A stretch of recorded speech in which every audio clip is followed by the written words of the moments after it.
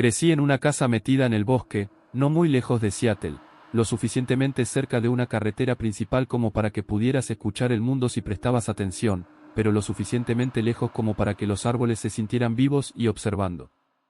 Era tranquilo de una manera que no se sentía vacía, sino atenta.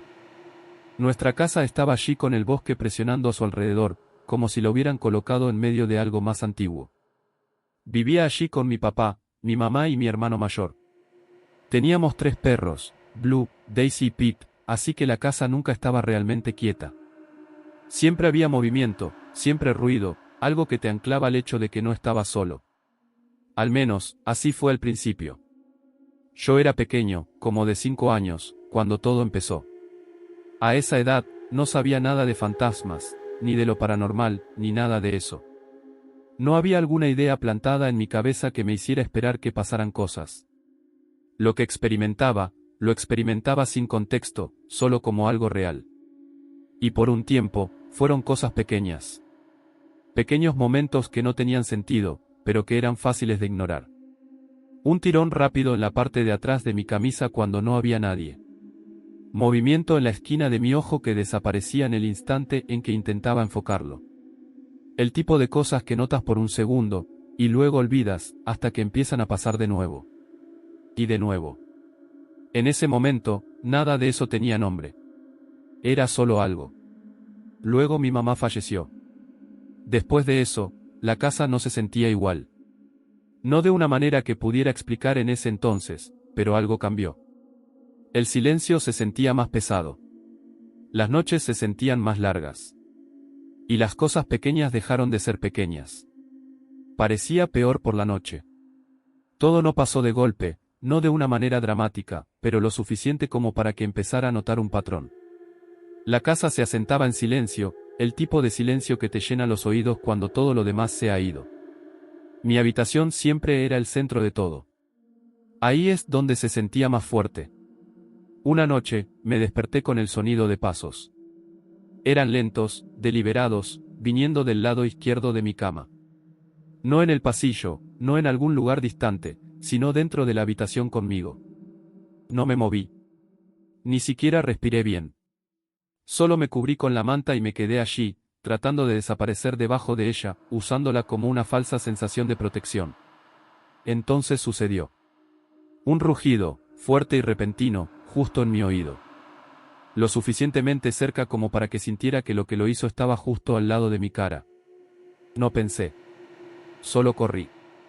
Salí disparado de mi habitación, por el pasillo, y directo a la habitación de mi hermano. Ni siquiera toqué, solo entré y me metí en su cama. Recuerdo estar aterrorizado de mirar hacia atrás en el pasillo, especialmente a su puerta abierta cuando las luces estaban apagadas. Siempre sentí que algo podría estar parado allí si miraba demasiado tiempo. Después de eso, no se detuvo. Algunas noches, cuando estaba debajo de las sábanas, sentía que el extremo de mi cama se movía. No ligeramente, no como algo que se asentaba, sino como peso presionando hacia abajo, luego levantándose, como si algo estuviera sentado allí o rebotando ligeramente. Nunca revisé. Nunca miré. Me quedé quieto y esperé a que se detuviera. Durante el día, las cosas eran más tranquilas, pero no se habían ido.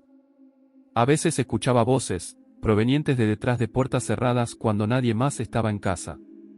No fuertes, no lo suficientemente claras como para entender, pero lo suficiente como para saber que estaban allí. Otras veces, notaba movimiento donde no debería haber ninguno, algo cambiando fuera de la vista. Y luego estaban los sueños. No se sentían como sueños normales. Se sentían cercanos, como si estuvieran sucediendo justo al otro lado de estar despierto. A veces veía ojos rojos brillantes al final del pasillo, mirándome fijamente antes de despertarme. Otras veces, las cosas se veían normales al principio, y luego algo estaba mal. Una vez, me desperté y entré en la sala de estar. Desde allí, podía ver directamente a la cocina. Mi mamá estaba allí, de pie en la estufa, cocinando como si nada hubiera pasado. Recuerdo acercarme, sin cuestionarlo, solo aceptándolo. Luego miré afuera. Pete estaba en el jardín, pero no estaba bien. Su cuerpo se veía mal, estirado y desigual, como si algo hubiera intentado darle forma y no lo hubiera logrado del todo. Se giró y me miró. Fue entonces cuando me desperté. Incluso afuera, no se fue del todo. Hubo momentos en que miraba hacia el borde del bosque y veía figuras de pie allí, lo suficientemente lejos como para no poder distinguir los detalles. A veces parecían personas. A veces saludaban. Nunca devolví el saludo. Y luego estaba la vez que casi fue más allá. Ese día había gente, los amigos de mi hermano. Todos estaban afuera, hablando, jugando, sin prestar mucha atención. Me alejé sin que nadie se diera cuenta, moviéndome hacia la línea de árboles como lo había hecho antes. Fue entonces cuando lo escuché. Una voz que llamaba mi nombre. Sonaba exactamente como la novia de mi papá. Familiar, clara y lo suficientemente cerca como para que no la cuestionara. Venía del bosque, justo más allá de donde comenzaban los árboles, llamando una y otra vez, constante, paciente. Empecé a caminar hacia ella. Más cerca de los árboles. Más cerca de la voz. Y probablemente habría seguido si algo no lo hubiera interrumpido. Escuché una moto de cross haciéndose más ruidosa, cortando todo lo demás. Uno de los amigos de mi hermano se acercó rápido, se detuvo y me subió a la parte trasera antes de que pudiera ir más lejos. Me llevó de vuelta a la casa. Cuando llegué, pregunté dónde estaba la novia de mi papá. Me dijeron que no estaba allí. Nunca había estado allí. Edito, recordé algunas cosas más sobre la casa de la que hablé antes, y cuanto más lo pienso, más destacan ciertos detalles. Primero, la distribución. Si salías de mi habitación, había un pasillo. En el lado izquierdo había dos puertas. La primera era el baño, y la segunda era el lavadero.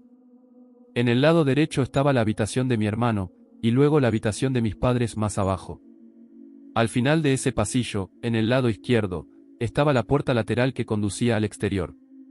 Esa puerta conducía directamente al área que mencioné antes, donde estaba el antiguo parterre. Estaba a solo unos 5 pies de la puerta. Me dijeron que ya estaba allí antes de que nos mudáramos, y ni mi hermano ni yo lo cuestionamos realmente en ese momento, pero mirando hacia atrás, ambos tuvimos el mismo pensamiento al respecto. Ambos creíamos que podría haber sido una tumba. No basado en nada concreto, solo una sensación que ambos tuvimos. Otra cosa que me di cuenta es que no recuerdo haber visto a ninguno de nuestros perros cerca de ese parterre. Ni una sola vez. Nunca cavaron en él, nunca se acostaron cerca de él, nada. Simplemente existía allí, intacto.